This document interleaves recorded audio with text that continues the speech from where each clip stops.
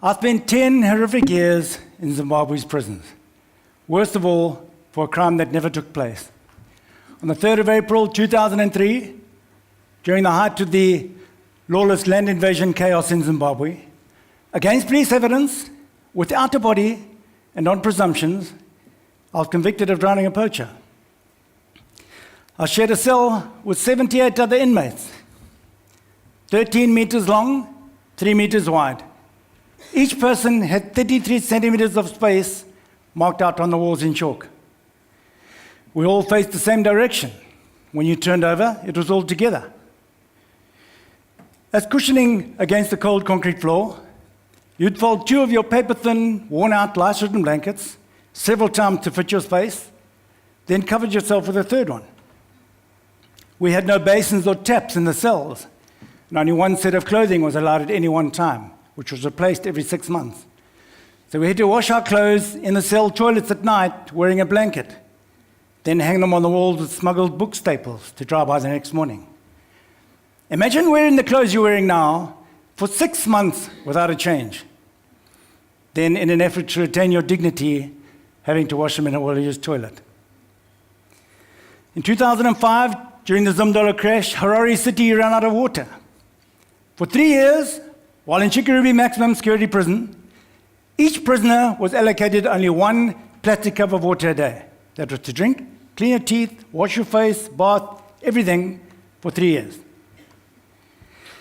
But all that being said, I learned many life lessons from my life in chains, and that's what I'd like to share with you now. My first life lesson was about forgiveness. The humiliation of being labeled a murderer and terrible conditions were extremely hard to deal with, as was the pain of my bitterness, anger, hatred, frustration, and revenge for what they'd done and were doing to me. I hated them bitterly, and initially would lie there for hours wishing every terrible thing on each of them in turn: the poacher, the police, the judge, the ministry, and all who were involved in my conviction. In the end, I was only hurting myself. I was carrying all that in my head and beating myself up for nothing. The single biggest lesson I learned in prison was true forgiveness. I now know what Nelson Mandela meant by forgiveness. Gratitude was another huge life lesson I learned. We all want too much in our lives, concentrating on what we haven't got instead of being grateful for what we have. For me, giving thanks every day goes a long way. For my health, a beautiful family, a lovely home, a soft bed, running water, and so on. When there's no food, no water, and people are dying all around you, you become grateful for the fact that you're still breathing. And another day is a blessing. When you lie in a cell with 78 other people, and your breath is not even your own, gratitude suddenly has a different meaning altogether. Freedom.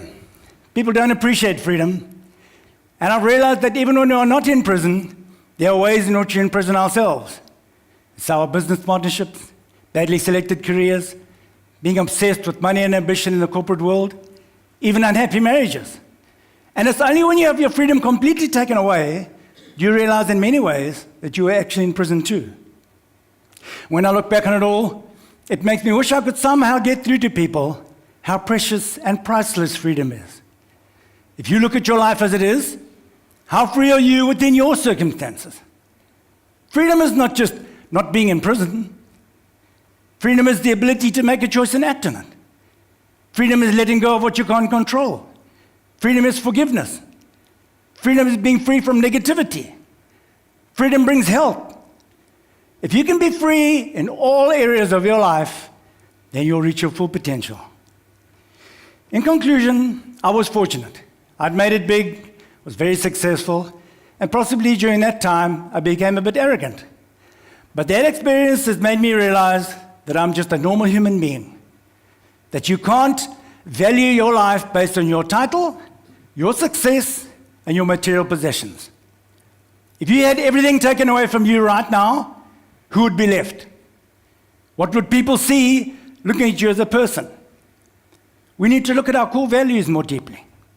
There were times in there when I just felt this was the end. I didn't have the mental strength left to overcome more of those never-ending challenges. But from the bowels of despair comes this realization that just as my mind had helped drag me through those depths that far, so could it pull me out of them.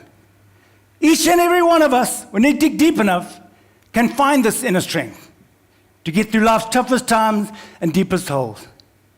Every one of you here today is faced with challenges, day in and day out. But who you are and the depth of your determination is what's going to elevate you to become someone that people will look up to and forever remember. I do a 50-minute keynote and a talk on interventions for gratitude, freedom, and forgiveness. So if you want to know how to find true freedom, I'm the one. Thank you very much.